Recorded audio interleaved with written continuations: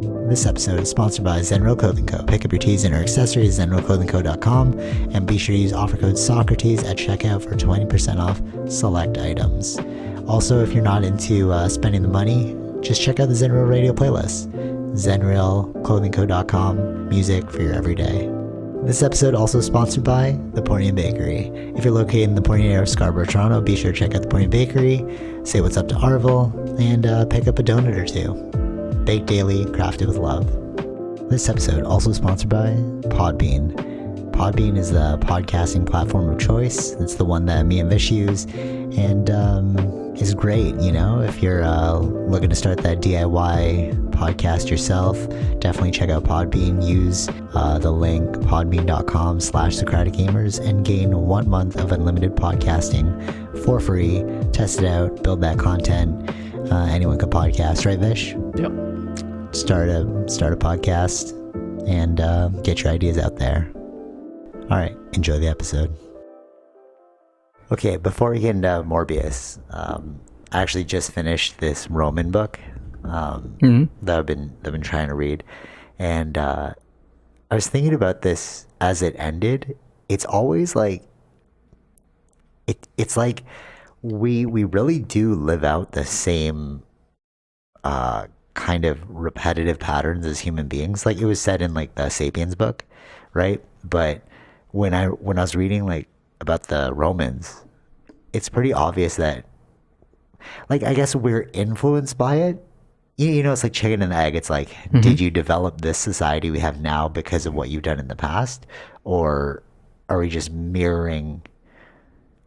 Like you know, what I'm saying, like, is it, are we doing things innately because it's in our DNA, or do you think that we're doing things the way we're doing them because we've just done them like that for so long? No, I think it's innately.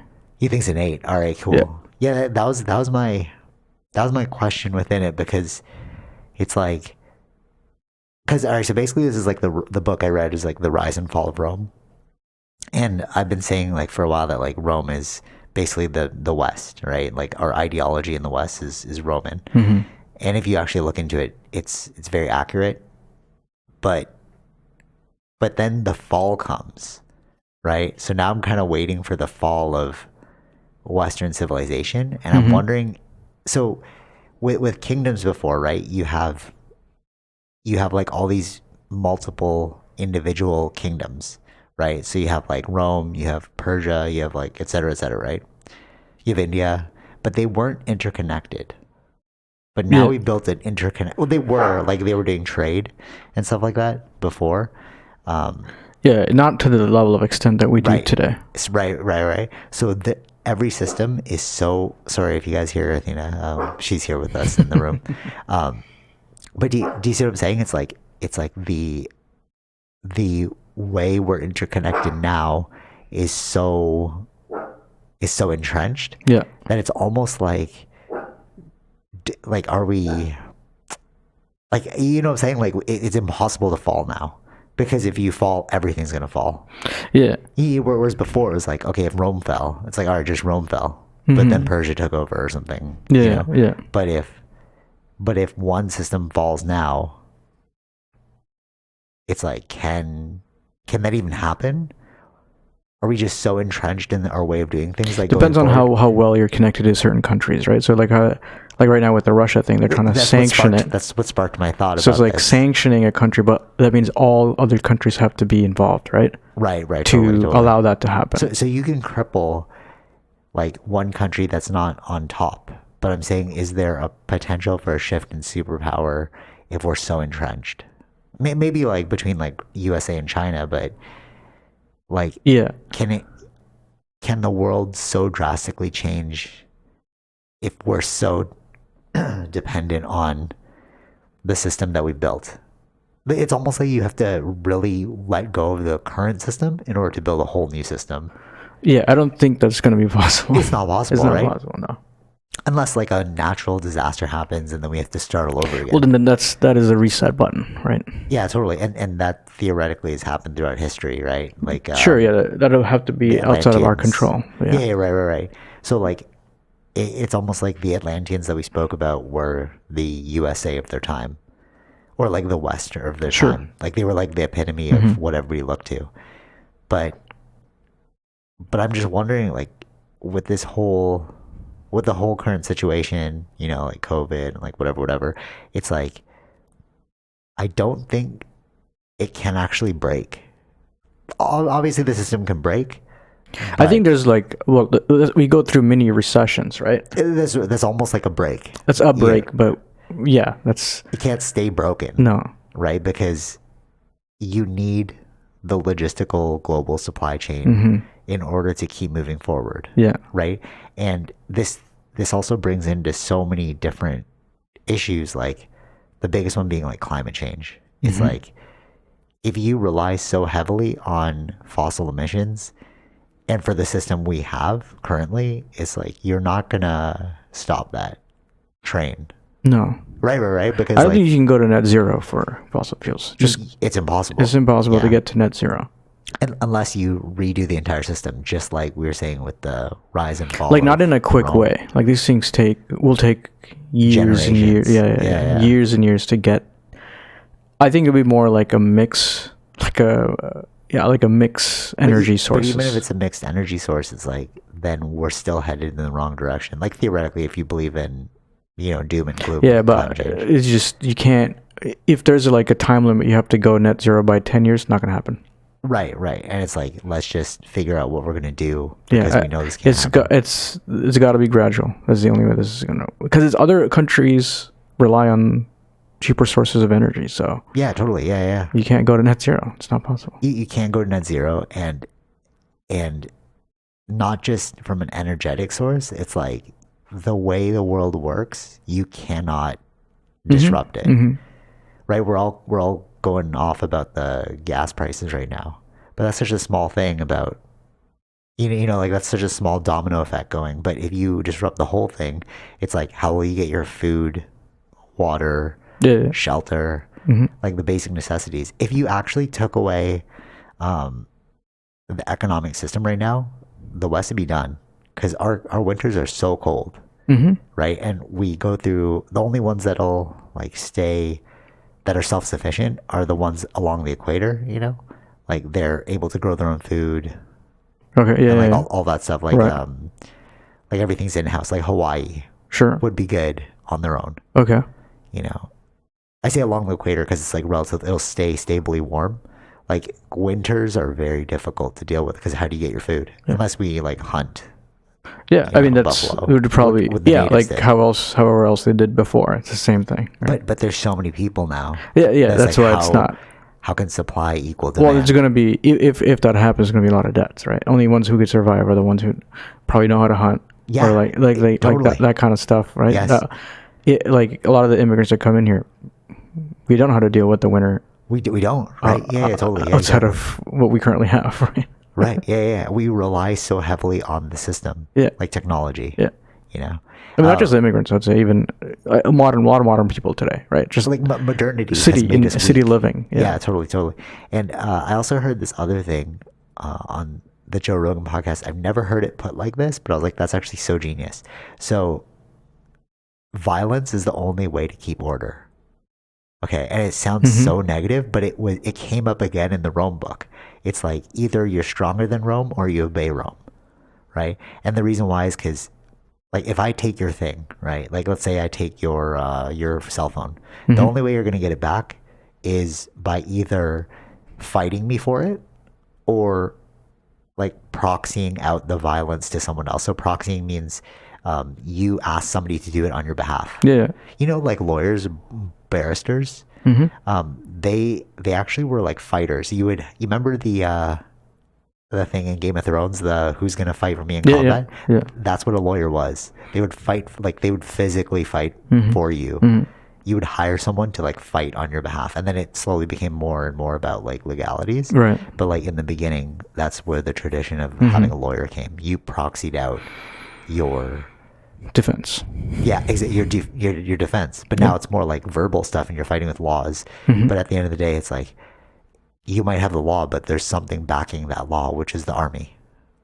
Mhm. Right? You're always you're always deferring violence, but at the end of the day, violence is how you keep order. And we become so soft that like, if you don't practice violence, you can't, like, I mean like, not if you can't practice violence, because we have like modernity, but violence is what at our core we need to defend ourselves. Yeah, that's why it's now to countries having armies, right? Versus exactly. And then individuals doing right, it. totally. And then like, let's say like another example, like if I took your cell phone, you'd call the police on me. They're exacting violence on your behalf in order to make me give it back to you. Yeah. Right. Yeah. And if they're like, hey, give it back, and I'm like, no, then they're gonna like cuff me. And if I resist arrest, they're gonna start beating me. Yeah. You know what I'm saying? Yeah, it's like, right. it always returns back to violence, but we think of ourselves as such a civil society who's not looking at the darker side of what keeps I see what you mean. You know, it's makes crazy sense. when you think about it like that, Yeah, right? Yeah. When I heard it on the podcast, I was like, that's genius. And then I read it in the book and I was like, yeah, they knew as well that you need violence. But we've separated ourselves so far from violence that we don't realize how important it is. Another thing we separate ourselves from is like death. We don't look at death. And then in not looking at death, we don't appreciate life because we think this is going to go forever. You know what I mean? We don't like, we don't, it's funny, like a lot of people are like, oh, like how are you so healthy? Me, right? But I'm like, I'm so acutely aware of death and I don't want to die in a specific fashion. You know what I'm saying? Like, but if you don't focus on death and you don't understand how you're going to get there, because we're all going to get there, you end up like taking it for granted or not caring. You know what I'm saying? Because you're like, oh, this will last forever, but it's like, it really won't. Yeah. Yeah. Violence and death, it's like the two things we just don't want to look at, but it's like, you need to look at it. Yeah. We've proxied them out for the violence aspect. It's such a genius, like a statement. It was so obvious, but I never thought of it like that. It's like, yeah. Even like we do that with everything, right? Like pig has become pork. Yeah. Right? Cow has become beef. Right? We try and separate ourselves from the destruction as far as possible. Yeah. Right. Like you go to the supermarket, you're like, oh, I'm just gonna buy like a steak. But it's like, no, they literally killed a thing.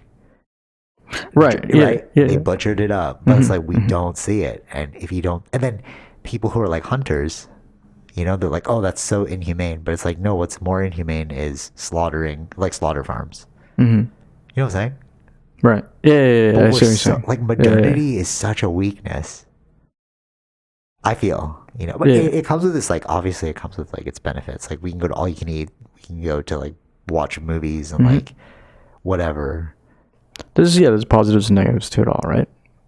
Yeah. Which one weigh out better, right? But I don't think it was like intentional to go that direction. It's just economically made sense, right? Like marketing, you mean? Like no, like getting the meat. It just made it more efficient to get it from the grocery store. Totally, yeah, but right? But why do we not think about the connection between death and because we separated ourselves from that not intentionally, but it happened, right? By putting it all in the grocery store. We don't see the meat anymore. We don't see it as an animal anymore. Yes, totally. And you know what's crazy? If you think about how like psychological disruptions can happen, I just put this together now. Like you know, like Buddha, right? He was super separated from like death and like trauma, and then he saw it and he like snapped. You can kind of think of that like vegans, right? When they finally watch those videos of like slaughter farms and like whatever, they go so in the other direction of like, I'm not going to eat meat, right? And it's like, but meat is a part of who we are. If you actually, then you start studying about like chemistry, like physiological chemistry, we actually need these components to survive. You need an amino acid that's fully complete, and no vegetable can achieve that without lots of hard work. You know, the amount you need to convert of like pea protein to get the same amount for like beef is so much like chemical concoction. Right. We even have like what Beyond Meat burgers now, right? And like, but that to me just seems like a sickness again. It's like if you just looked at death, right? If you're just like, oh, these are just dead animals, but we have to. But in order to survive, like life is about creation and destruction. It's like Shiva and Brahma. Yeah. You know, but we are so separated from this fact, Mm-hmm. and it's like bewildering me now because I see the domino effects of everything from that one thing. Mm-hmm. You know what I mean? Like why do people live the way they live? Like like why is an exorbitant amount of money so coveted when you're gonna die anyways? Right. Like let's say you make like $1 million a year. Why is that like, oh, that's amazing? But it's like, but you're gonna die. Mm-hmm. So what is the $1 million really doing for you? It affords you, like they said, if you look at the happiness index, anything over 75K as a combined household income is like that's all you need, and then from that point over, you actually don't experience expense. Yeah. So I think it depends on who you're asking that question to, right? So, person that doesn't have $1 million is going to think like that. Person that has $1 million, why is he still working? Wait, all right, say this again. Okay, so like a person, the coveted thing about $1 million is like people that don't have it. Okay. Are looking to get it. Yes. But then the ones who already have it, but they still continue to work. It's more about, for them, it's probably more about working. Oh, I see your point. Than about $1 million. Right. Unless you're keeping up with the Joneses. Like if you're continuously working, like you're saying if you have $1 million, you're working because your life has become work, right? Unless they're like, I can't imagine life without $1 million because I've created so many, like more money, more problems. Yeah, no, right? I understand. Like, now I have to keep up this lifestyle. Yeah. But like, there's levels of money, right? Like, I don't think you need more than that. What, $1 million? No, like let's just say Elon Musk. He doesn't have to continue being a CEO, but he's being a CEO. Yeah, right. I agree with you, but those are outliers. No, yeah, but there are people who own companies that are like that, right? Not, I don't want to say billionaires. There's like in the millionaires, right? Yeah. No, I see your point. Depends on yes. If you have other issues that you have to deal with, like paying for these other things, yeah, that's a different scenario, right? Then you're working for not necessarily for the money, for paying off. Yes, totally. But the thing you're describing is a maker versus a manager. So, it was in the same podcast. You should listen. Like, if you're listening to this and you want to know what podcast I'm talking about, it's the Josh Barnett one. He's like he's like a MMA fighter, but he's like super educated. So, anyways, he was saying that our society has turned from makers to managers. So the people that make the most money are just managing things. They're not actually creating anything. So when you're talking about people who continue to work, it's because they're creating something.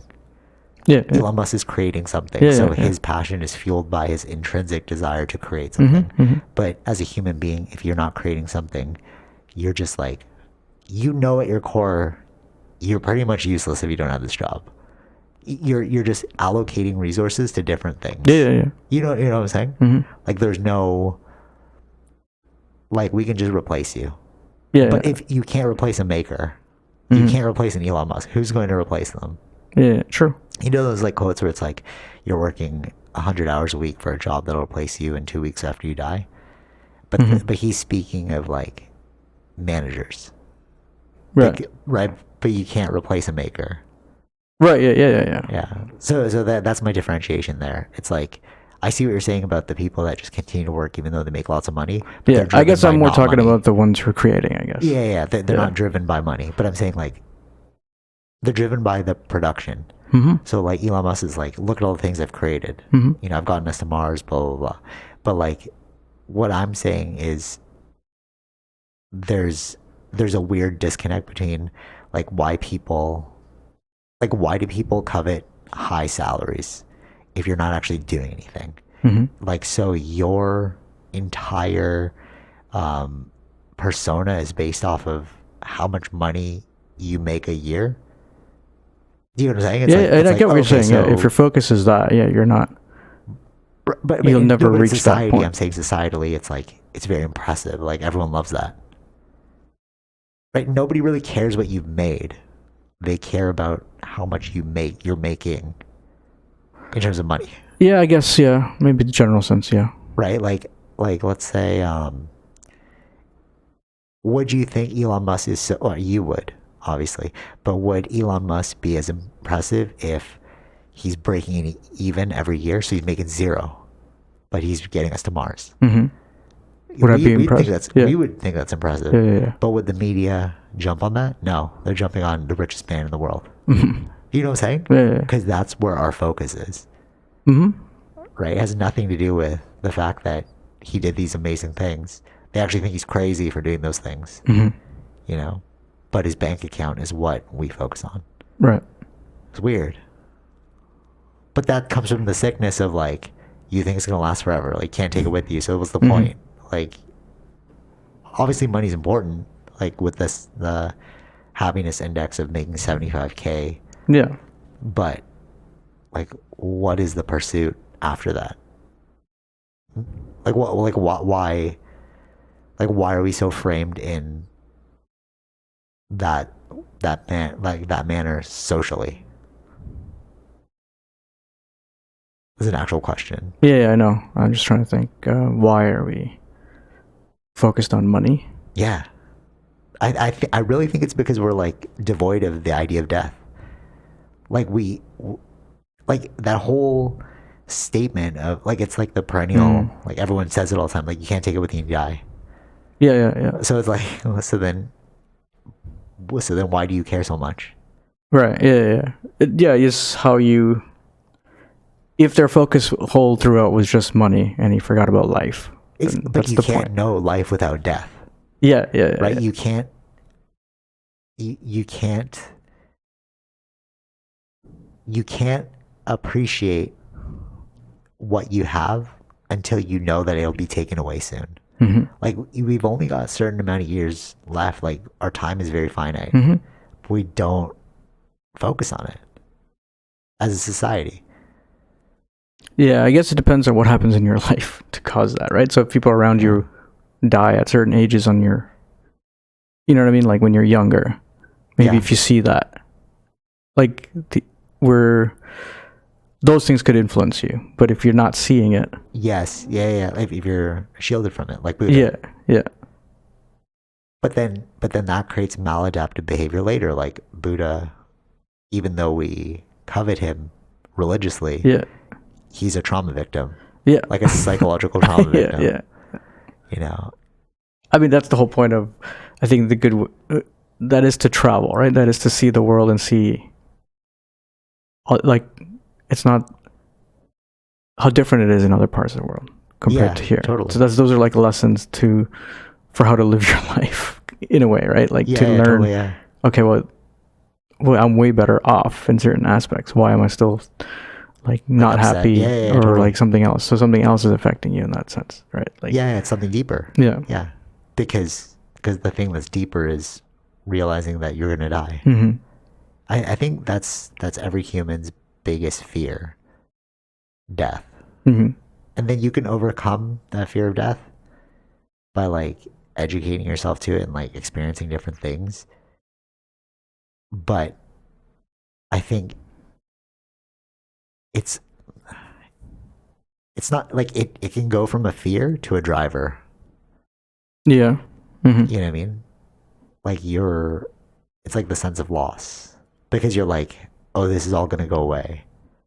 Right. You know, like I think it needs to transform from fear to a driver. I think so. Like I think if you shield, because it takes a lot of work to go from a fear to a driver, right? You need people who like shepherd you towards like, no, it's not that scary. Dying's not that scary. Yeah. You know, but how many people are like that in our world? Not many. Yeah, right? not many. I think it's also, I wonder how much is they added on of religion though, right? Like the better, yeah. Like there's something afterlife. Better after. Yeah, that's true as well. You're right. Yeah. Which is, I mean, the majority of the world is religious. So that's true, but the fear of death is what created the necessity for religion. Yeah, now there's a detriment to that, where it's like now we're looking forward for the afterlife. Exactly. Yes. So like this, considering this world as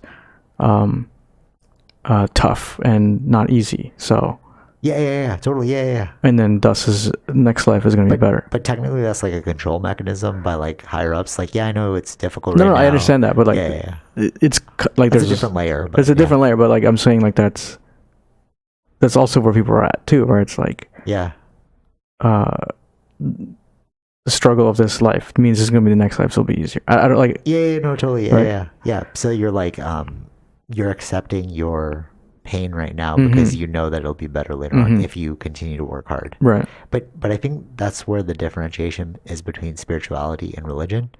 Because like, Yeah. Those are two spirituality- different things. Yeah. Right. And I think spirituality is embracing death, because when you like, religion is a story, Yeah. right? Spirituality is an experience, and when you experience death, like consciously, because you can't actually die, but like when you experience, like when you've come to terms with death, then that is the foundation for all spiritual growth. Mm-hmm. You know, does that make sense? No, I get that. I get what you're saying.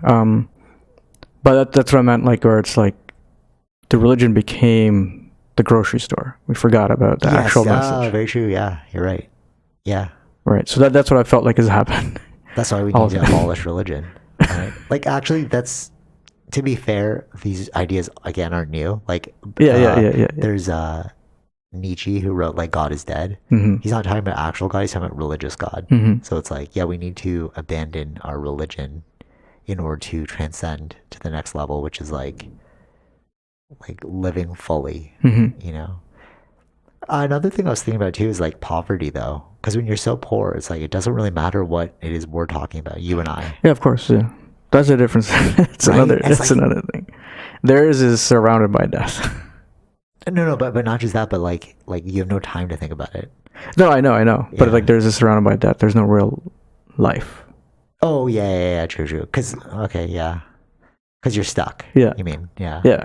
Like, there's a balance. You need like money, and you need Mm-hmm. yeah. That's why this 75K happiness index, right? You need some level of money Right. to enjoy your life and like do certain things. Mhm. But one thing that they said in the book as well, and I was like, I never thought about it like that. Like, Rome eventually became empire of slaves. So by what that means is you brought in all these slaves. They fought for their freedom, and then they rose to like, power. Not power, but like they rose. Well, yeah, power. They rose outside of their slavery. Mm-hmm. So you just have like an empire full of basically slaves, or you could look at it like how we have an empire full of immigrants now, Mm-hmm. right? Because the West is slowly turning into an immigrant society. Yeah. Well, it's always been an immigrant It's always society, been, technically. But I'm talking about like social structures of like Caucasians. Right now, there's like the whole BIPOC movement, right? Sure. Yeah. But like, but why did that come up? Because there's so many immigrants coming that no. they Yeah, I want understand that. there, Yeah. Right. right? And like, but you can take that statement of like Rome is an empire full of slaves to another level, which is like, we are all, like, the majority of us are all slaves if you don't understand the game that we're playing, Mm. right? And I feel like you and I are always examining the game, so we can like make judgment calls on like what is slavery. But like, if you're so entrenched in the game that you don't even know you're playing a game, then you're a slave Right. To the system. to the system, but you don't even know. Yeah. I've heard that really term. the Matrix, Yeah. right? Yeah. Yeah, I Like think the that Matrix batteries. was trying to tell us that, right? Right? As like, just examine your life. That's Mhm. really what the whole premise of the Matrix was. Like, when they're talking about batteries, it's like you can actually see batteries. People Mhm. who are so plugged into the system that it's like nothing can disrupt the system. Yeah. I was at that and I was like telling you guys about it, but I was at that like dinner, and it was weird to me to see. So I was like around a bunch of higher up people Mhm. within like the social echelon, and they all had like companies or whatever, and then they were all repeating back to one another the same talking points. And then like between, like, they're both like heads of, like, one was a professor, one was the head of a company, and then they were talking about something, and then I was at the Mhm. table, and I knew it was funny. It's weird too, because you can also feel like why am I there? Okay. Yeah. Right. But I like work for the thing. So like, anyways, so they were talking about like climate change from a very talking point view. Mm-hmm. Right. They were saying things and back and forth with one another. They were agreeing. And then I was like, yeah, I know where you got that from because I read the same book as you. Mm-hmm. But you're only reading that one book. I'm reading other books. Right.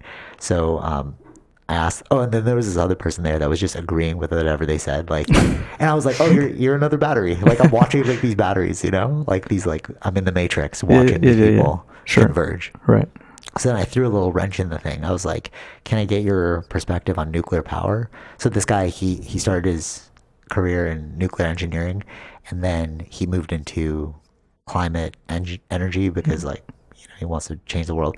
So I was like, what is your perspective on nuclear? And then he was kind of like blown away, like, because like, oh, somebody's actually asking me an intelligent question. We're not just using talking points, you know? Yeah. And then he started to explain how like nuclear is the way of the future, but he was saying that we need to combine it with other things because you can't just rely on nuclear alone. Because I was like, okay, you guys are both talking about solar and wind, but that's very sporadic. What about nuclear? And then he was like, oh, yeah, well, we need to combine it. And I'm like, and then I said, when he said combine it, I'm like, so what is the chance of hitting net zero if you still rely on fossil fuels as a part of your combination? Can you hit net zero? And he's like, well, blah, blah. He like tried to trail off because it wasn't part of his talking point, but he got caught in his own logical dilemma. He's like, oh, we can't hit net zero. I'm like, exactly. Yeah. But like these people who played the game all the way to the top are still playing a talking point game. You know? Yeah. And it's like, we're all just batteries within a system. We're all just like slaves and we don't know we're slaves. Right. You know what I'm saying? It was weird to like listen to them talk. I'm like, you guys are literally just saying stuff I've heard that's before. what I mean, where it's like, I don't think anyone's, like when they say like someone's controlling the world, I don't think it's like that. No. I think the system has become the controller of the world. Yes, totally. Yeah. Inadvertently. But that goes back to my point about like, do you think it's human nature that we're doing these things again, or do you think it's being built upon no, it's all past system? No, it's human nature. Like right. we're repeating the same stuff, right? So what is the real system? It's like the mind. We don't even realize we're being controlled by our own mental state. You know, and it's too painful to question other things. right? Like they were given the same talking point. I was like, well, how is it going to work? It's hard to be. No one's really genuine. I think that's the word. That's yes, and yes, totally. And because by being genuine, you could be shunned for being genuine. Yes. So yes, and I realized at that party, I was like, wow, I'm really bad at playing this game. This like mirroring game. Yeah. Because to me, it's like I just want to be genuine. I'm like, I'm actually genuinely curious about like, how do you think this is going to work? Yeah, and no one's, truthful to themselves in the sense that, like, yeah, you can't get to net zero. Like you cannot. Right? You can strive for the goal, but reality sets in that it's not. That was the talking point he used back at me. Like when he trailed off, he was like, well, it's a great way to like strive towards. That's another talking point. Okay, so then the goal is arbitrary.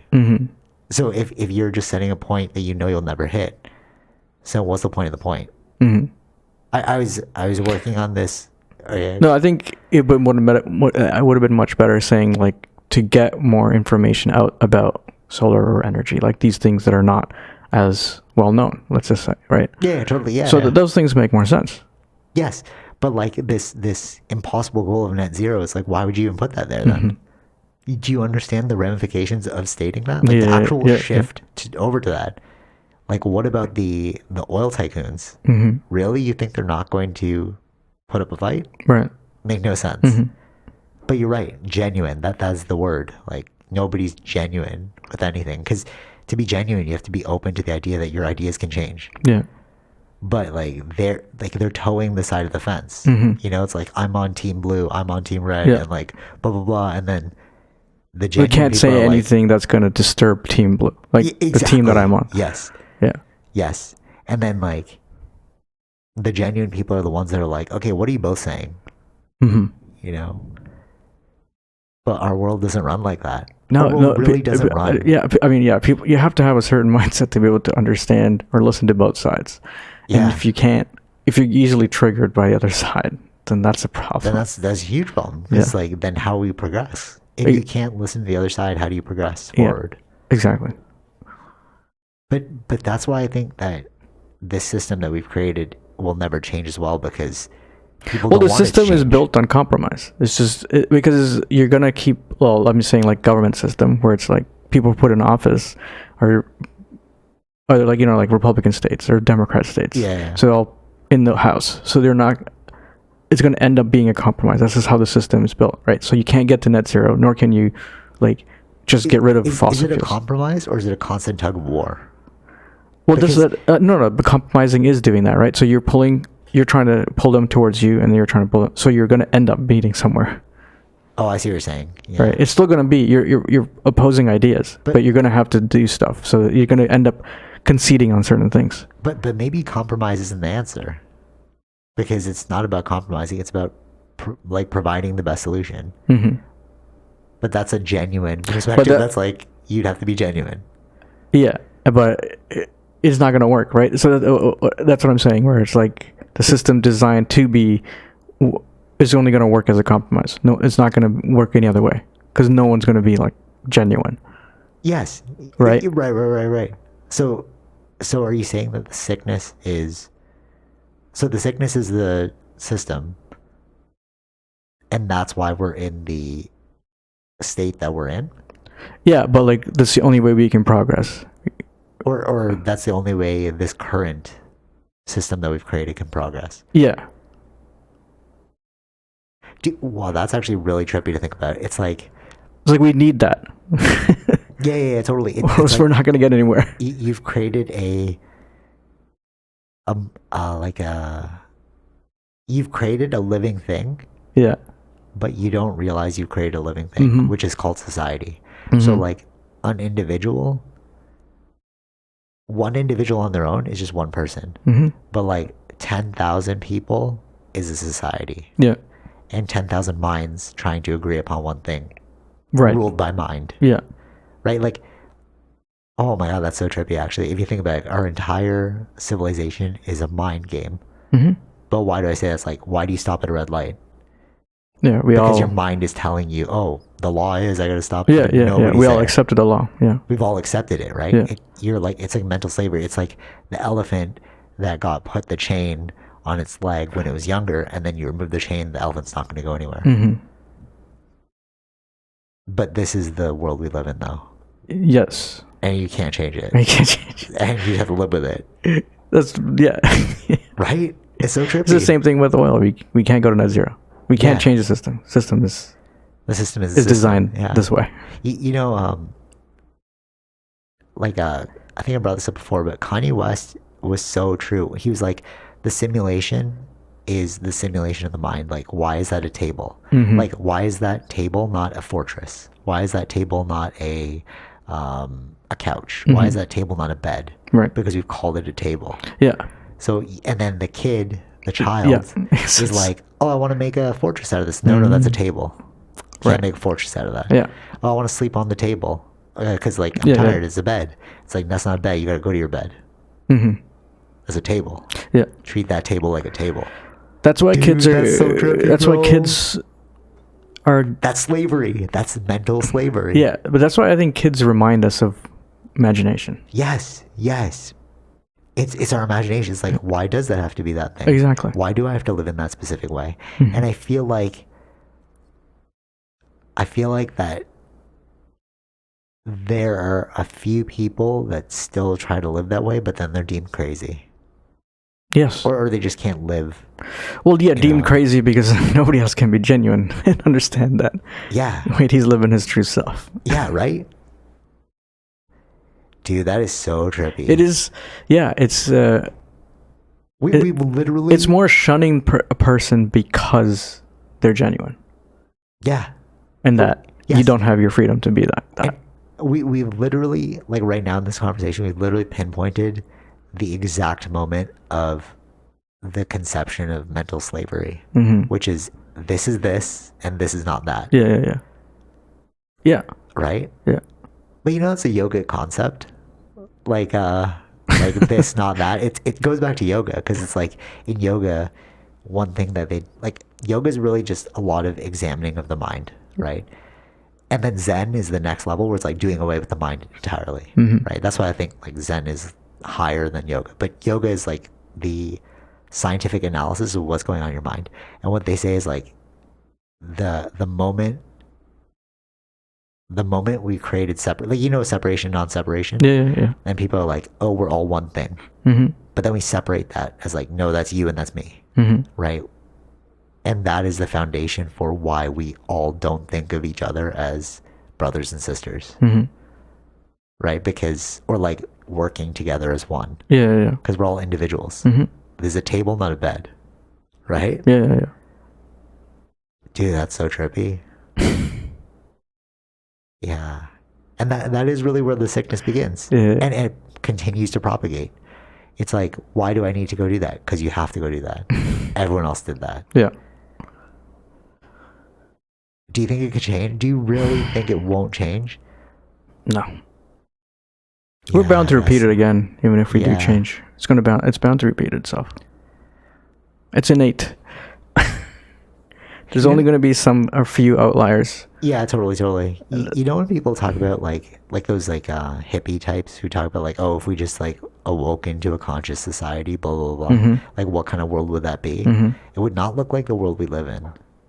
Like really think about if we moved everything in a conscious direction, we'd probably live more like the natives, like in peace with the land. Yeah, you know I see what right? you're saying. Like Yeah. we try and like, okay, my footprint will destroy this, so I need to live as a creature of the earth, Right. versus separate. Like we are 100% separate. You know? Yeah. Well, one thing that used to trip me out is, you know, we live like right next, when we were growing up, we lived next to Twin Rivers. So remember how we'd have like adventures in Twin Rivers? Yeah. And then we'd come back to like the suburbs. It would always trip me out, but I never realized on like such a fundamental level that like nature is nature and humans are humans. You know what I mean? Like we would die in Twin Rivers. Like there were like coyotes, there's like giant trees, there's no food around. Sure, and yeah. we just like moved back to suburbia, which is like a 10-minute bike ride. You know? We've created separation. We're not working in unison with nature. No, we've tried to separate ourselves. Yeah. Yeah. And we would have a completely different society. Like we couldn't have the life we live right now. No. We wouldn't have safety. We'd all probably be warriors. We'd all probably know how to hunt.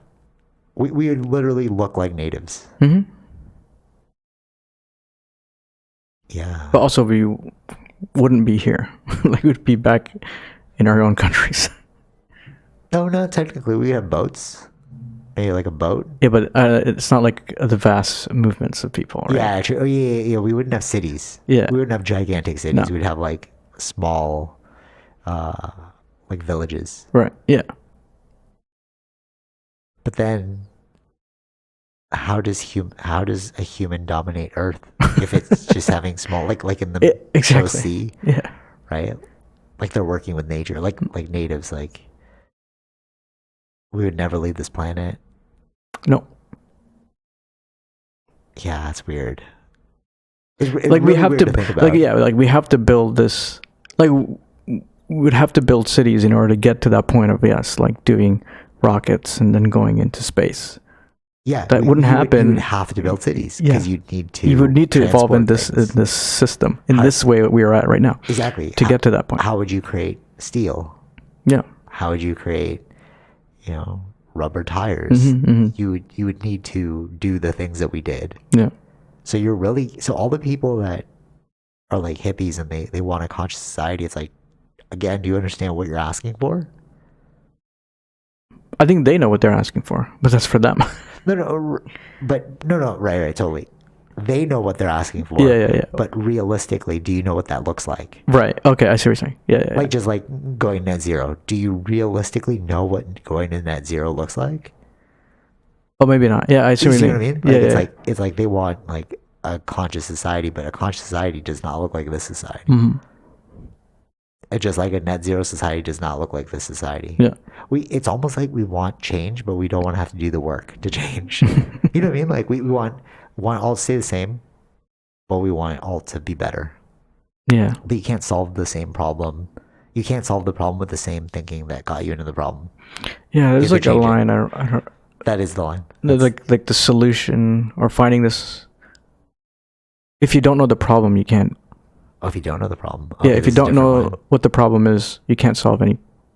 You can't find That's a true, solution. Yeah. Oh, that's similar to this other. Or the line. true cause of the problem. Then you're not going to find a solution. So you can do all these other things, but Yes. Yeah. that's not the true because you're not looking problem. at it correctly. Yeah. Yeah. That's not the true problem. So the same problems. That's why the reductionist approach is the best approach, which is like you cut away everything and you figure out what the root cause is. Mm-hmm. But I mean, technically, the root cause is the mind. So how are you gonna fix that? You have to educate people of the fact they have a mind. But then which I think is happening now, like this whole resurgence of like yoga and like all that. I think that people are starting to wake up, but at the same There's time, different it's like, levels to it, though. Like, yes, but you're waking up to what, right? Yeah. You're still creating like, another. who's teaching you mind. doing that? Right, like- right. Like when I listen to people talk about like their ayahuasca journeys and they're like, oh, I met like aliens or like, you know, Mother Nature. Right, It's like, no, yeah. but that's in your head. Yeah, There is but then, no. but then doing the ayahuasca, like there's set up systems. Well, within the system now they have a business for doing. Yeah, that's true, You know too. what I'm saying? Yeah, like yeah, now commerce is a part it's of it's everything. become commercial. Yeah, It's that's true. become part of the system. Yeah, it's true. Don't you want to meet Mother Earth? Don't you want to meet the aliens? You got to come. Yeah. And then now we're distracted. Well, it's by cost you another this thing. much money though, but yeah. Yeah, but you just have to look at the true root, which is the mind. Because like this is how you. But that's why you need the right person to teach you or lead you through that thing, like a teacher, shaman, or whatnot, yeah, right? A true. Yeah. Yeah. But you're not gonna get that in the city. No, You you're have- not gonna get the same. Yeah, But you might not even get that if you travel. true. because That's also they're possible. also Yeah, trying to that's make also money. possible. Yeah, because they're also trying to make money. It's become part of the system. Yeah, yeah, yeah. I wonder. No, I don't wonder. Sorry, I think that people, like, you know, when they talk about like, oh, you're gonna meet Mother Earth, and then you're gonna like, I don't know if you've really listened to people talk about ayahuasca trips. I've seen. Yeah. Okay, so Little they bits. they talk about like aliens and like meeting Gaia and all that stuff, Okay. right? But the only way you know it's true is if multiple people see the exact same thing. Mm-hmm. True that if multiple people see the exact same thing, they might not come to the correct conclusion, but you can agree that something did happen, Mm-hmm. right? Like if I'm in a room and then I see a ghost, right? Then that experience is only dependent towards me, Yeah. meaning it happened in my own head. Mm-hmm. But because all life is a reflection of what we see in our heads, right? It's Yeah, true, yeah, right? yeah. Like how do you know? Like when you see something happen, you have to mirror that in your head, like, oh no, that happened, right? You like Mm-hmm. Mm-hmm. if you're fully in the experience, there is no mirroring because you're just observing what's happening. Right. Yeah. But if I ask you like, hey, did somebody walk by? You have to recall in your memory, Mm-hmm. right? So everything's happening in your head, Yeah. Yeah. Yeah. Mm-hmm. right? Mm-hmm. But with that, it's like, now what is real? Sorry, what is true? Because it is real to you. You did see a ghost. But if you and I didn't see the exact same ghost at the exact same time, then only one of us is having the experience, meaning that it's not real. It's not true, Right. right? That's what experiments are, right? You have Yeah. to be able to replicate it over and over and Yeah. over Yeah. without like change. Right. And then other people have to be able to see it. Mm-hmm. And Yeah. if they can't see That's it, why then it's peer reviewed. These peer sort of things. reviewed. That's It's the whole. totally right. Yeah. So like under that perspective, if you undergo ayahuasca and you see Mother Earth or aliens, how many other people saw that? If it was only you, then you can only attribute that to being something that you experienced in your own head, Mm-hmm. which if you reduce it to its finest point, then it's just your mind. Yeah. It's all in your head, Yeah. right? Which is It's the mind. right, which is trippy because it's like, then what is real? Like what is true? Mm-hmm. Very few things are true in life. Yeah. Yeah. Yeah. Yeah. And our entire society, Actually, well, this sparked another idea just now. How do you create something in society? Like, how do you actually like invent something? Mm-hmm. No, I'm asking you. Yeah. How do you actually invent something? How do you invent something? You have to create it. Okay. A better question would be, how did Steve Jobs create Apple? Create Apple? Yeah. Like that is not a trick question. Just like tell me how Steve Jobs created Apple, and then I'll tie it all back. Well, I mean, it wasn't Apple right at first, right? Okay, yeah. There's like other mini experiment or products they created Totally, yeah. prior to eventually making Apple. And then him and Steve Wozniak were working in the garage. Yeah. And then from there they got investors. Right. Right. And then from there they expanded, blah, blah, Sure. blah. They sold products. Okay. But it all can be traced back to an idea. Yeah. Okay. Yeah. Isn't that trippy? Yeah, of course. It's something in his mind. And then he had to sell that idea. Yeah. But what happened in his life to generate that idea? That's right? true too. Yeah. Right. That's the whole point of Inception. Yes. Yeah. If you watch Inception, that is so real because all they did was they put the wind kite or whatever inside the guys because they wanted him to go towards green energy. They wanted to sell his like oil stocks, right? So like, how do you? What was that seed that planted in his mind? The simplest idea that where it started from to create this idea. Yeah, simplest. Einstein said that, dude. Inception was like, I remember when I saw Inception, I was like, this is marketing. This is the foundation of marketing. And from there, I started to like build the idea of what marketing is to me. And there are certain marketers that like Seth Godin is number one because he pioneers this. Like he says that too. It's like you're just selling ideas to everyone. That's what marketing is, right? But that's what all business is. Yeah. And what is society if not businesses? How am I going to build society? I have to first make you believe what I believe. Right? Yeah. It's the idea virus. Yeah. I mean, what do they say? Like, I mean, our system is built on business, right? Yes. It won't survive without it. It won't survive without it. Yeah. But at the foundation of all business is the selling of an idea that you can only see until you actualize it into reality. Yeah. So to bring it all full back, like that is why the heart of every problem is the mind. Yeah. That's so trippy. It's the idea virus. Like we are. Oh man, it's like, because where does our ability to logically rationalize these ideas come from? Comes from our prefrontal cortex. Other animals don't have that. That's why they can't like rationalize. They do to a certain degree, but like ours is so much more developed in relation to other animals. So that's what allows us to like introspect and create ideas in our head and then share those ideas. Yeah. So it's like we are like the simplest of ideas can start that. Like I remember like with the Steve Jobs story. I think I probably told this before, but it's like seeing a calf being born. Oh no, I didn't. I don't know. I didn't tell you that. No. Where a calf was being born, but it had to stand up right away. Okay. So it's like with the Mac, when you open it for the first time, it should be already ready for you to use. Oh yeah. That makes sense. That's where the idea comes from. That was the root of his conception of that idea. That's also trippy too, because it's like we don't even know where our ideas come from.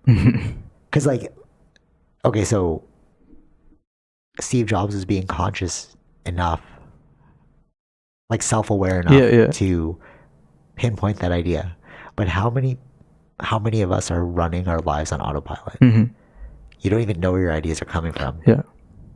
So it's like, it goes back to that conversation. It's like, why are you guys saying the same talking point? So yeah, I guess it comes, are you being controlled by your mind, or are you in control of your mind? Yes. And people who are genuine are able to analyze the contents of their thoughts beyond are able to analyze the contents of their thoughts without fear of oppression. Because they're like, I'm just examining my idea. Like, where does my idea come from? Right. But if you are so afraid of doing that, you're going to end up just repeating the same talking point. Yeah. right? Because you're like, I want to fit in, Yeah, exactly. which is like a fear state. It's a fear state. That's also part of mind. You don't want to be hurt. All these Yeah, sort of- true. Yeah, for sure. Actually, Sam Harris also brought up this thing about how free will is an illusion because of the I forgot what the term was, but it's so genius. It's like our bodies always responding to certain things, right? Like our our psychophysiological connection. I kind of made that up. Like psycho means mind, and then physiological means body. Okay. But it's like if you're in a hot room and you're like, oh, I'm thirsty. Where did that idea come from? It didn't come from you. It came from your body. Right.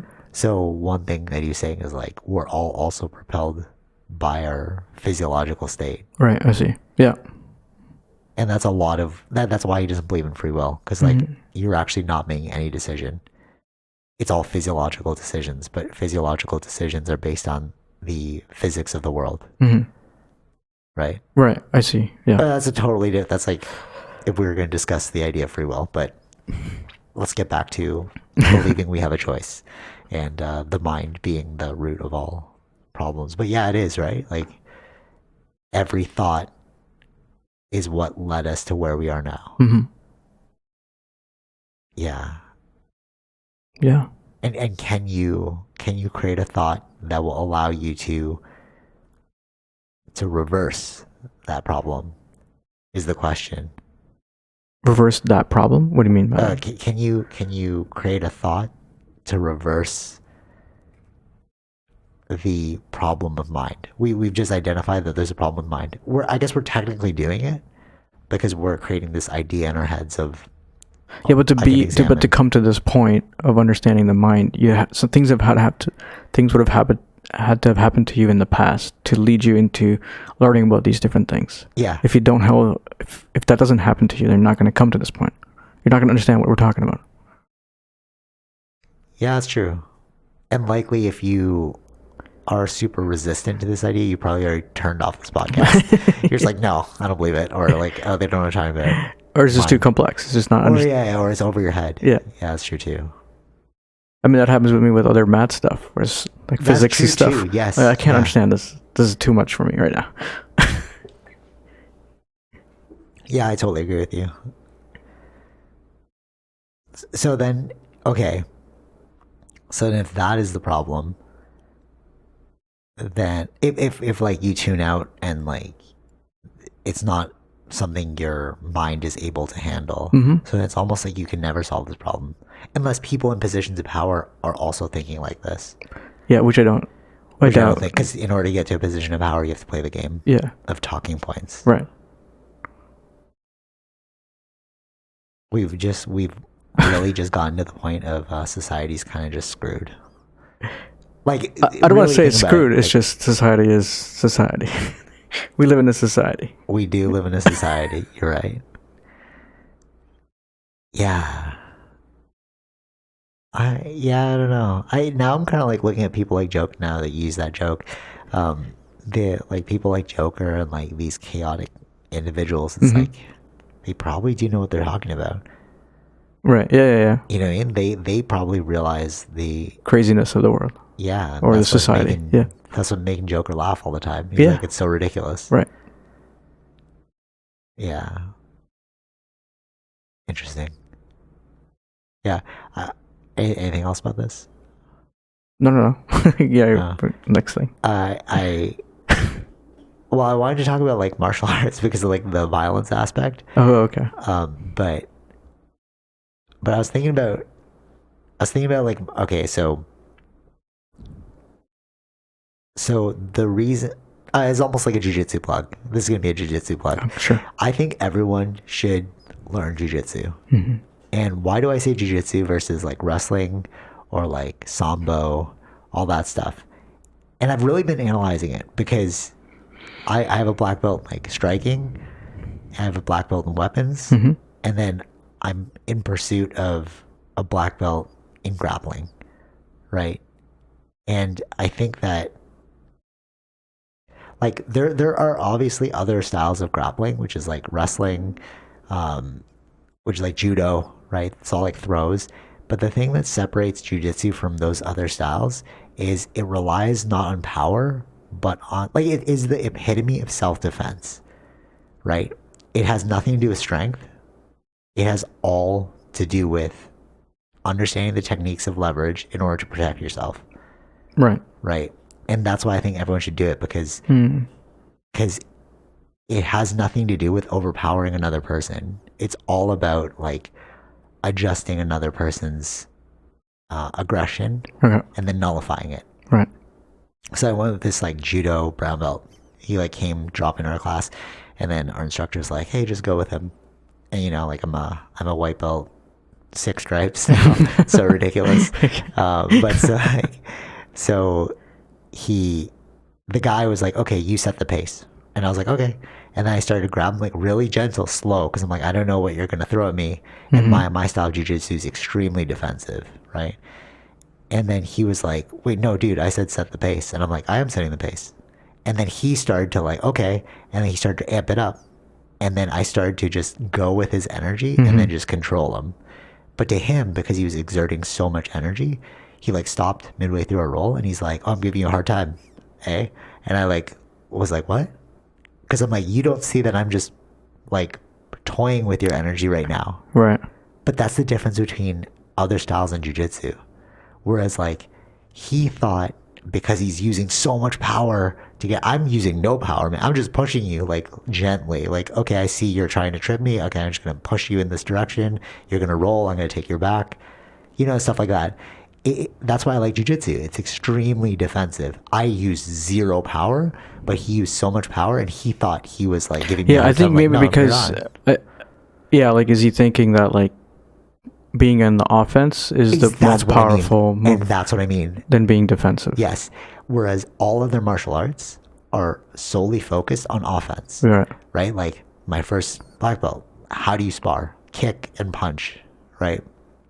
And then my next black belt, Arnis, how do you put someone down? Strike them as hard as you can with your stick. This is the only martial art that I've studied where I'm like, oh, it's purely self-defense.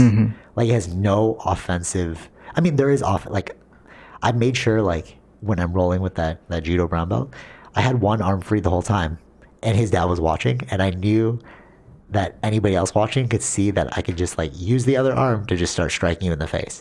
But I'm not here for that. I'm here to control you. Right. You see what I'm saying? Yeah, so it's like, compared to all other martial arts, jiu-jitsu is like the pinnacle of self-defense in my books. Right. And that's why I think everyone should do it. Because if we all knew how to defend ourselves, who would fight? Right. Like who would fight? You know, because it's like you're just nullifying each other, and then you're waiting the time limit. Yeah. You know, I can go easily for like 20 minutes, not be tired, and like just defend. Right. Right. If I'm going for attacks, it's way different, because then I open myself up for like being subbed. Because in order to attack, you have to like. There's a vulnerability. Yeah, there's a vulnerability, right? Like if I'm grabbing your arm, then I've like opened my arm up versus like protecting, like keep my arm in to like protect myself. I see. You know. So yeah, that was just. And another thing I wanted to throw out there is black belts are like in other styles, because they're strictly offensive. I find that because like to get a black belt in jiu-jitsu is like easily a 10-year journey. Like most black belts took like 10 years to get there. Whereas like you can get a black belt in some styles within like, you know, a month, right? Of like heavy, obviously intensive training, but that's because it's all offensive, right? So it's like, how quickly can you put someone down? Right. Right. Whereas like with jiu-jitsu, it's like, how well can you control somebody that wants to tear your head off and not have your head torn off? That's a totally different skill. Right. You know what I'm saying? Yeah. Anyways, it's my little plug. Everyone should do jiu-jitsu. Gracie jiu-jitsu though, not Brazilian jiu-jitsu, because that's like sportive, and sport is all about going for the sub. Right. Even now, it's like you have 2 minutes, go, and I'm like, I'm not gonna try and attack you for 2 minutes. I'm gonna try and protect myself. But it's a different mind state, right? Like I'm coming from, right? Yeah. Like strictly defense. Yeah. If I want to put you down, I'll grab a stick and I'll hit you as hard as I can with a stick. Like I'll rely on my other black belts before I rely on this one. Like if we got into a street fight, I would never. I mean, I would use jujitsu to defend myself, Mm-hmm. but I wouldn't use jujitsu to take you out. Mm-hmm. I have other tools for that. You know what I'm saying? Right. Yeah. Yeah. Anyways, any thoughts before I move on? Yeah. Again, I think it probably goes back to society where we think that offense is stronger than defense. Yeah. Right. Yeah. It's the social construct narrative of like you gotta win at all costs. Yeah. You know. But it's like, why you gotta win? Yeah. Okay. So, actually, want to talk about the Will Smith slap that happened this week? Yeah. Actually, you know what? That is a perfect segue into. No, it's not a segue, but it's a perfect addition to this because the Will Smith slap is society enacting its thing. It's like the show must go on. Everybody was like, Chris Rock did an amazing job of not. He's so professional. Mm-hmm. It's like nobody is saying that was an egregious crime we all witnessed. Yeah. Because that's why how didn't we cut the runs. commercial? Like that's Well, cut the commercial. Like instead of letting it go on, which was an awkward situation. Oh yeah, true. But no, but like, why did anyone stop him? Why didn't anyone say anything? To Will Smith. Yeah. Like a person to stop him, or yes. Like, okay, let's say like when he was going up. Even afterwards, he won an award after. Yeah. Cried, standing ovation. It's like Yeah. this one moment was society sickness in a nutshell. Mm-hmm. We were playing this game of like we got to stop at a red light.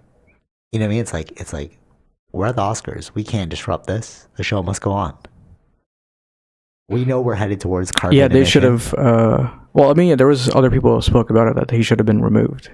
Like, Okay, yeah, but he didn't. But he didn't. But I think the Academy said that I forgot what the They asked word him to they. leave? Yeah, Yeah. but he didn't leave. So like Okay, what? So, but think about this though. It's like it's not what we think we should have done. It's what we did do. Yeah, exactly. So it's like, yeah, everyone has their great idea. Like we're talking about ideas right now, but we're using it as an example for Yeah. society's sickness, right? So it's like we all know we should shift to renewable energy, but our actions are different than our intention. Mm-hmm. We all know that if we witnessed that on the street, probably police would have been called. Like if it wasn't Will Smith, it was just two randoms. Yeah, exactly. You know, but we're playing with the social construct of like, it's the Oscar, that's Will Smith. Mm-hmm. Don't mess around with him. Yeah, nobody knew what to do. That's what. Because it was like a societal disruptor. Mm-hmm. It was like when I asked that dude like about shifting to nuclear, Yeah. and then he was like, "Wait, what? Oh, you're asking me a real question." I think the first thing everybody was like, "Is this real? What?" Isn't that weird that was the first question? Is this real? Yeah, everyone. I actually that was it's one show of the first things I business. saw. Yeah, exactly. And then mostly everyone was like, "Oh, this is a PR stunt." Blah blah blah. Yeah. But it's like, and then it turned out to be real. Yeah. It's like, isn't that weird that was our first question?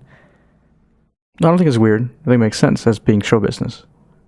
Totally, but Right, they're all actors, right? right. But it goes back to like the construct, right? Like they're all actors. This is the Oscars. That's Will Smith. This can't be real. Blah blah blah. Yeah. But if you saw that on the street, people would be like, "What the hell?" Yeah. People get involved. It's not in context. It's not real, right? Like, I mean, in context, it's not in the world of show business, right? That's right. Like context is always key. Yeah. Yeah, because context is like the mind, the mind rationalizing all of its issues. Yeah. That's what I was like. Well, from mine, I was like, "Is this real?" Like, what? Yeah. This, Was this a plant? yeah. But then it turned out to be real. it turned out to be real. But see, it's like, but do you see like the shackle? Yeah. Like, even your initial thought was, "This is real," Yeah. right? Because we're all just playing the game. Mm-hmm. We're all like in a game called life, Mm-hmm. and we don't even realize we're playing a game. Right. Yeah. Yeah. Any other thoughts about Will Smith's thing? We'll see what happens with all that. Yeah, you see him resign? Damn, I was like, okay. Well, resign from, I guess, I don't know much about that resigning from the Academy? Is that like their? I don't know what that is. Maybe he just won't apply for any more Oscars because you have to apply for that. Oh, okay. So I guess that makes sense. I guess that, but I don't know what other things is gonna Come with that. Yeah, come. Like, will he still get his Oscar? You mean? Like, I think he's still gonna keep his Oscar, but I don't know if there's any other. I don't know what you can really do. Like, yeah, that's true. Fines? I don't understand that. Yeah, but then you hit a point where you have so much money that fines don't even matter to you. Yeah, that's what I'm saying. It's just like whatever. Yeah. One thing that you and I were talking about in the car when we went to go see Morbius, a little foreshadowing for the next topic, or not foreshadowing, hinting at, was in relation to this. It's like we need to be able to separate art from artist. So everyone's like, oh, Will Smith, blah, blah, blah, it was a bad moment, whatever, but he makes great movies. Yeah. The other people we brought up were like Kevin Spacey. Terrible, but an amazing actor. Yeah. R. Kelly, I Believe I Can Fly. Iconic. Right. Like Michael Jackson, the list goes on. And I think the conclusion we came up with in the car was that it's only because of the media now, like social media, we're able to like get these things out there. But like, remember like you were talking about Elvis Presley? Yeah, or like some of the older people. Yeah, Jimi Hendrix. We don't know what they did. We could only speculate on what they did, or like have secondhand stories. But like without the media of today, how can we vilify people? Right. And it's like you can't throw. I always bring this up. Like, you can't bring the baby. You can't throw the baby out with the bathwater. You need to always like separate. Like just because they did one bad thing, does that destroy everything they did? It's like Osho. He has a lot of wisdom. Are you gonna throw out everything? Well, that depends on the person. Exactly. That's the genuine, objective person who's able to look at like it's good and bad. Yeah. Speaking of bad, Morbius. Would you call it egregious? Was it the most egregious example of terrible movie? It's a good nap time. It was a good nap time.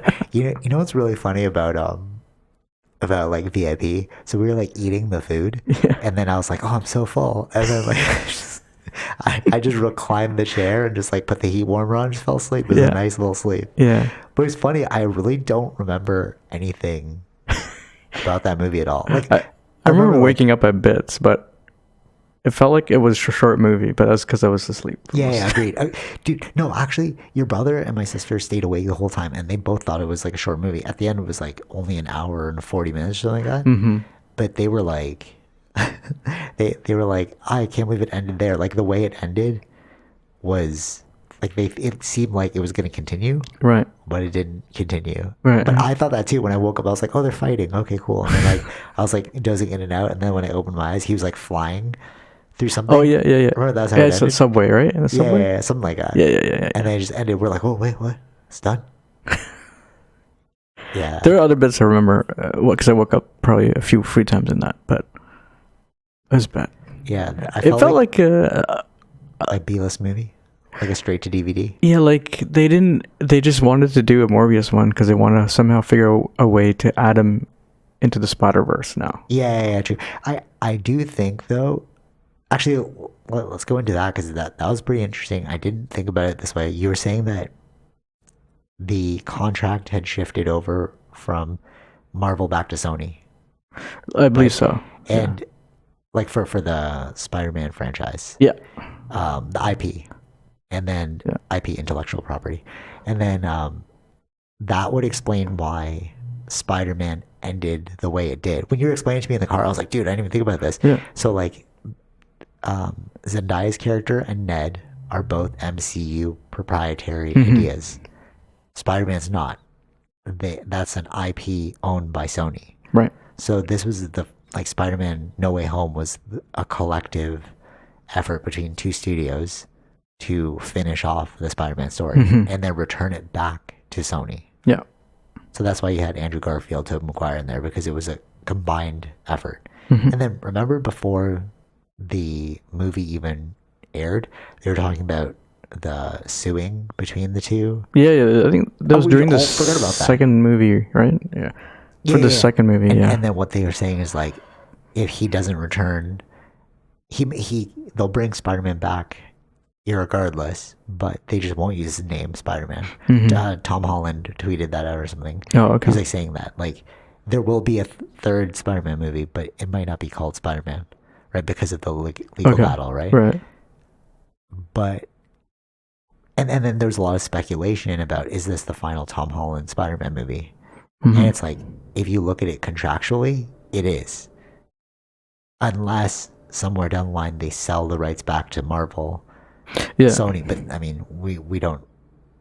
You like, that's how. What are the chances of that? You have to give so much money over. Yeah, I think Sony is now banking. They're not going to sell it. They're going to bank on how well the Spider-Mans did in the MCU. That they're going to continue doing the Spider-Man in their own Spider-Verse. Totally, and with like, well, there's the potential for Miles Morales to come back, and like they're doing like a lot. Sure, yeah. I mean, yeah, those things are possible that Sony may look into doing. Yeah, and it seems like Morbius, Venom, they even put the Birdman, Vulture, from the MCU into Sony. Yeah, they like probably gave him back like, here, it's an IP. Well, it's under. These are all villains in the Spider-Verse, right? Yeah, totally, exactly. So it's all owned by Sony now. So that's why they put Vulture into Sony, into the Spider-Man. Yeah. Well, in the Morbius one, they included him in there. Yeah. Spoiler alert, he's there. So it almost seems like they're gearing up for like, was Sinister Six? I guess I think the Scorpion was even in like Venom, I think too. Oh, whatever. Like, just the villains are all being compiled, and I think they're going to reveal a new Spider-Man. That's going to be their new flagship. Well, it was always their flagship, but like they're going to, they're going to utilize. I think there's going to be a new Spider-Man. I really believe this. Okay. Because, yeah, I see. Right, like, I don't think they'll use Tom Holland again. That makes no sense. He's in a different universe. Yeah, I just don't. Oh, yeah. But it explains why Spider-Man No Way Home ended the way it did. Because I was like, why did they all forget him? And like, he didn't want to talk to Mary Jane again and Ned, because he's like, I can't contractually. I mean, that's like the real story, but like the way they made it seem. Well, it's going back to in control of Sony. Yeah. So, yeah. Yeah. That was the end of Spider-Man was such a contractual agreement. Weird, right? It's like a messy divorce. We just watched that on screen, but they like played it off as like, you know, letting your friends go so that they can be happy. But it's like, no, really, just you're a part of two different IPs, bro. Right. You can't talk anymore. Yeah. Like, you can watch the full Spider-Man stuff of the MCU. They all have, and it concludes with the return back to Sony.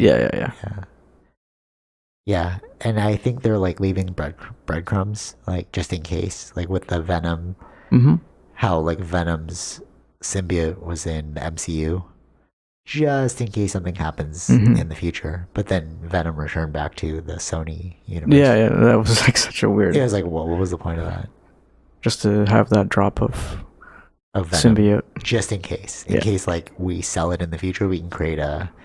That's probably what they agreed upon too. They were like, in case a negotiation comes down the line, like, yeah.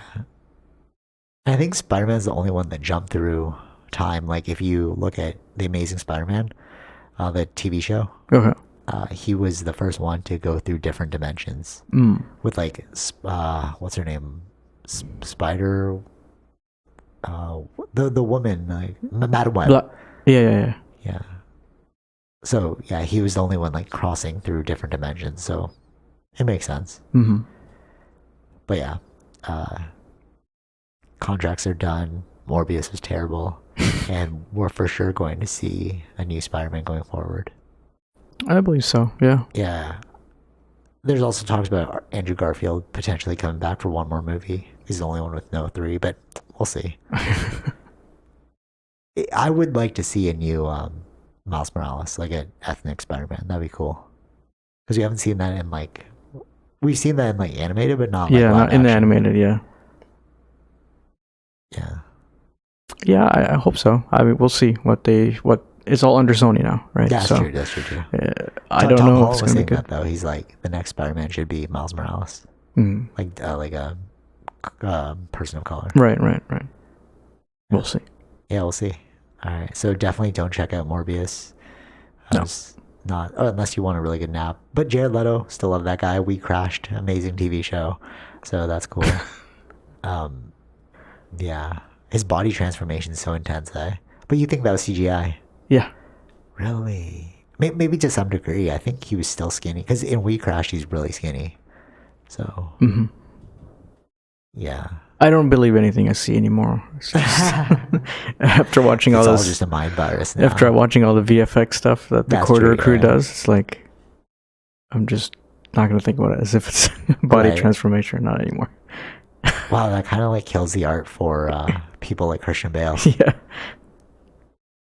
Yeah, Well, he was doing it before it became CGI stuff. So yeah, he was a real OG. yeah. All right, so till next time, save your money for a better movie and examine the contents of your mind virus. Yeah. Yeah. Till next time, take it easy, Vish. Peace. Bye. All right, hope you enjoyed that episode. Be sure to like, share, subscribe, all those fun things, and check out our sponsors: Zenro Clothing Co., Portian Bakery, and Podbean. Take it easy, Vish. Peace.